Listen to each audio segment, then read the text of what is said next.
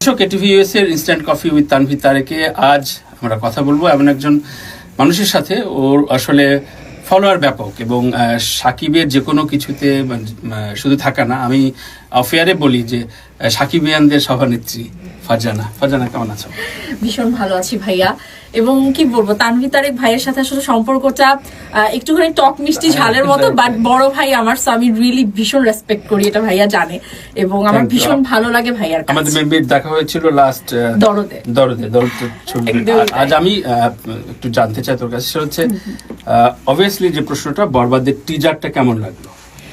বরবাদের টিজারটা না, এক কথায় ভাইয়া অনবদ্য, অসাধারণ। এগুলো ভীষণ একটা কমন ডায়লগ সব হয়ে গেছে, বাট মোস্টলি আমার কাছে ভালো লেগেছে যে এই টিজারটা দেখেন একটা ইন্টারন্যাশনাল, মানে চোখ বন্ধ করে কেউ যদি টিজারটা শোনে, মিউজিক যেটা বিজিএম, এটা শুনলেই মনে হচ্ছে একটা ইন্টারন্যাশনাল ছোঁয়া।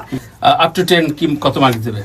আপ টু 10 আমি 10 এর উপরে অ্যাবাভ মার্কস দেব, আমার এত ভালো লেগেছে। আচ্ছা, যে টুকটাক কথাবার্তা শোনা যাচ্ছে যে অ্যানিমেলের কিছুটা ছায়া আছে, শুরু দেখে বলে দিচ্ছে নায়িকা মারা যাচ্ছে, এই ফারজানা কিভাবে দেখছে? আমার কাছে যেটা মনে হয় কি, প্রত্যেকটা জায়গায় না ইন্সপিরেশন, ইন্সপায়ার্ড শব্দটা, যেমন মেহেদী হাসান হৃদয় তার এই বরবাদটা করবার সময় অনেকবারই বলেছে যে আমি কিন্তু বলিউড বা তামিল এগুলো থেকে ইন্সপায়ার্ড হয়েছি। তো সেখান থেকে দেখতে গেলে যে আসলে ব্লাড দেখলেই আমরা মনে করি খানিকটা এটার কপি ওটার কপি, তো তাহলে এনিমেলও কিন্তু আরো অনেকগুলো সিনেমার কপি আমরা বলতে পারি, কারণ এনিমেলে যে শর্টগুলো যেগুলো আছে সেটা আরো অনেক সিনেমার সাথে মিলে যায়। তো আমার মনে হয় ইন্সপায়ার্ড শব্দটা আমাদেরকে বুঝতে হবে, গল্পটা আসলে আলাদা করে নেবে। একদমই তাই।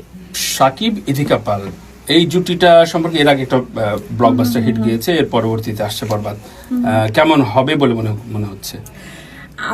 আসলে তাদের কেমিস্ট্রিটা না ভীষণ মিষ্টি, যেটা আমরা প্রিয়তমাতে দেখেছি, একবারই মনটা ভরে গিয়েছে। এর আগে যখন প্রিয়তমার আগে ইথিকাকে নিয়ে অনেক রকম কথা হয়েছিল, বাট তার যে অ্যাক্টিং স্কিল এটা দেখবার পর এবং শাকিব খানের সাথে তার জুটি দেখবার পর কিন্তু এই কথাগুলো একদম মিনিমিশে শেষ। তো এবার তো সবাই ইথিকাকে অনেক বেশি প্রিয়তমার মতো করে বরণ করে নিয়েছে। তো বাজারে খুব কথা আছে, এটা বাজারে না, টোটাল আমাদের সাইবার ইন্ডাস্ট্রিতে একটা কথা আছে যে সাকিবের ছবির পাশে ফারজানা অন্য কোনো ছবিকে দাঁড়াতে দেয় না। এটা নয়, বরং আসলে শাকিব খানের যে শাকিব খানের মুভি যে গ্র্যান্ডার বা সবকিছু মিলিয়ে এমনিতেই আসলে দাঁড়ায় না কোনো কিছু। এটা তাহলে আসি দাগি এবং জঙ্গলি সম্পর্কে, ফারজানা কি বলতে চায়? অবশ্যই বাংলা সিনেমা, ছবিটা আসা উচিত ছিল না বরবাদের পাশে, এরকম একদমই না, বরং আরো বেশি বেশি সিনেমা আসা উচিত, যে যার গুণেই আসলে আলোকিত হবে, যে যার গুণেই দর্শক টানবে। তো দেখা যাক, অবশ্যই বাংলা সিনেমা ভালো চলুক, এটাই চাই করছে ফারজানা।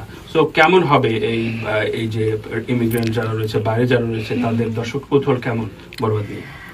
কৌতূহল যদি দেখা যায়, যেহেতু আমি একটা ল প্ল্যাটফর্মে আছি, অনেক হিউজ একটা আমরা কমিউনিকেশন পাচ্ছি, তো সেখানটা থেকে এসে তুফানে আমি যেরকমটা ফিল করেছিলাম যে দর্শক নিজে এসে বলছে আচ্ছা এরকম একটা মুভি তো আসছে শাকিব খানের, এরকম দেখতে লাগছে ওরকম। তো এবার টিজারটা আসবার পর আমরা যে এক্সাইটমেন্টটা দেখছি দর্শকের মধ্যে নর্থ আমেরিকায়, এটা আসলে হিউজ একটা এক্সপেকটেশন আমি নিজে ফিল করছি যে এটা ভীষণ ভালো যাবে নর্থ আমেরিকায়, এবং আশা করি মিডল ইস্ট থেকে সব জায়গাতেই। Right, last and final question, সেটা হচ্ছে সাকিবের ছবির আগে পিছিয়ে যে এখন বলা হচ্ছে যে জুলাই বিপ্লবের পরে বাংলাদেশের রাজনৈতিক অবস্থা টালমাটাল, সিঙ্গেল স্ক্রিন গুলো কেমন অবস্থা, যদিও মধুমিতা খুলছে 4 বছর পর, 4 মাস পর।